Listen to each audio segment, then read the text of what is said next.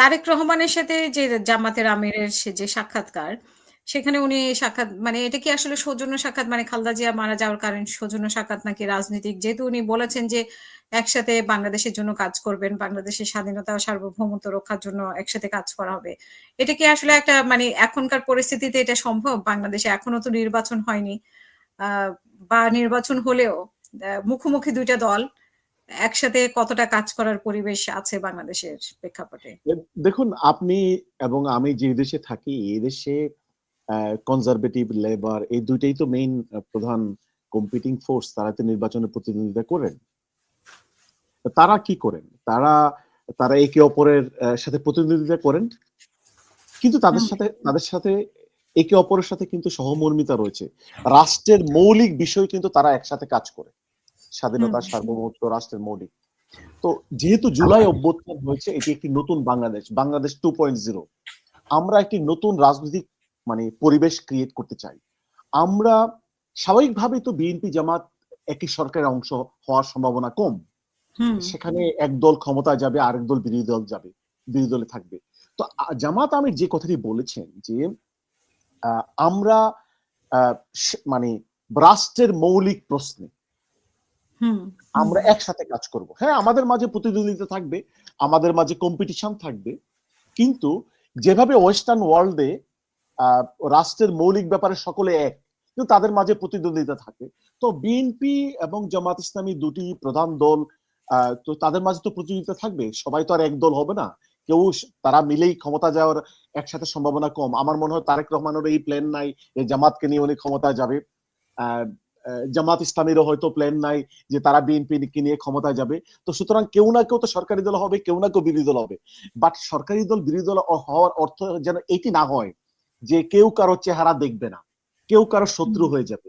এটি যদি এমন হয়, সে খালেদা জিয়ার মৃত্যুর পর মানে ডক্টর শফিক দেখতে গিয়েছেন, ডক্টর শফিক যখন যখন অসুস্থ হয়েছে তখন মির্জা ফখরুল দেখতে গিয়েছেন। এই যে মানে আহ সৌজন্যবোধ।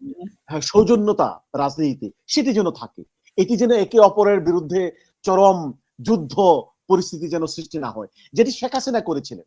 শেখ হাসিনা কি করেছিলেন? বাংলাদেশকে ডিভাইড করে ফেলেছিলেন। তারা মানে ভারতের সাথে তারা সম্পর্ক করেছে, রাষ্ট্রের সাথে নয়।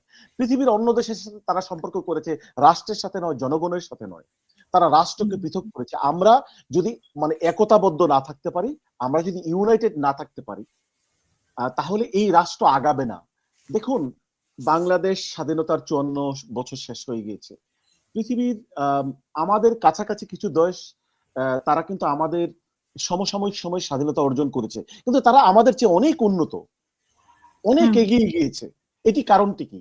কারণ তারা জাতিগত ভাবে ইউনাইটেড। হুম, যদি বিএনপি, জামাত, এনসিপি, চরমনাই সহ সকলে মানে বাংলাদেশের সকল নাগরিক আমরা যদি দেশের মৌলিক ব্যাপারে ইউনাইটেড থাকি, আর পলিসিগত ব্যাপারে, রাজনৈতিক ব্যাপারে আমরা প্রতিযোগিতা প্রতিযোগিতা অবতীর্ণ হই, তাহলে তো দেশ এগিয়ে যাবে। জামাত আমির বলেছেন, এই কথাটাই বলতে চেয়েছেন আর কি। জি। আরেকটি বিষয় হচ্ছে যে মানে আপনারা কি এই যে তারেক রহমানের সাথে আ ইন্ডিয়ার একটা ক্লোজ সম্পর্ক তৈরি হয়েছে। যেমন খালেদা জিয়া মারা যাওয়ার পরে জয়শঙ্কর এসেছেন।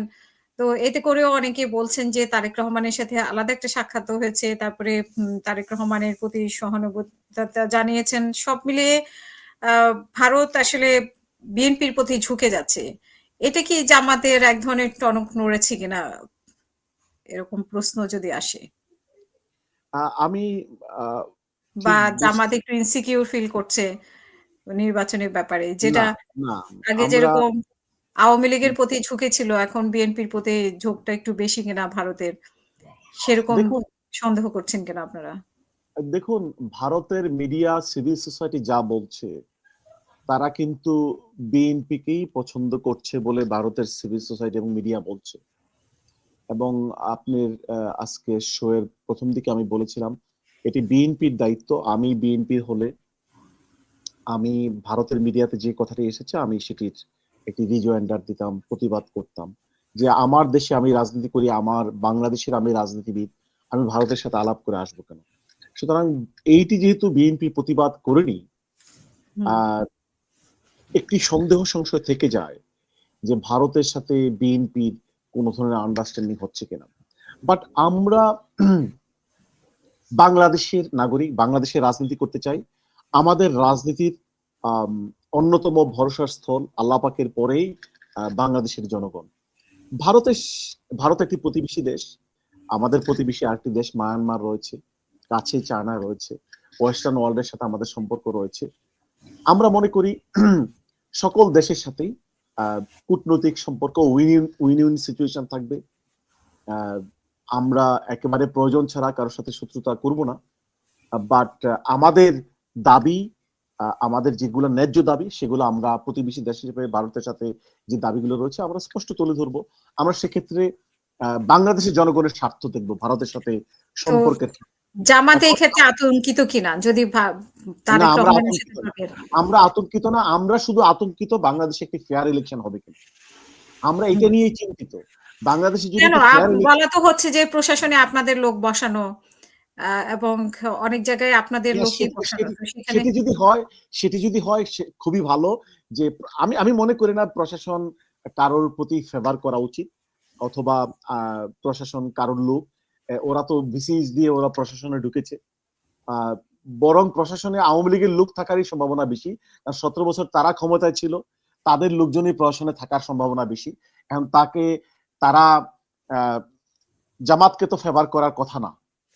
আওয়ামী লীগের এই 17 বছরের নিয়োগকৃত প্রশাসন তারা জামাতকে ফেভার করার কথা না। সুতরাং এটা নিয়ে আমরা একটু শঙ্কিত, চিন্তিত যে একটি সুষ্ঠু লেভেল প্লেইং ফিল্ডের আন্ডারে ইলেকশন হয় কিনা। যদি বাংলাদেশের জনগণ ভোট দিতে পারে, লেভেল প্লেইং ফিল্ডের আন্ডারে ইলেকশন হয়, আমি মনে করি বাংলাদেশের জনগণ জামাতকে ম্যান্ডেট দেবে। ধন্যবাদ।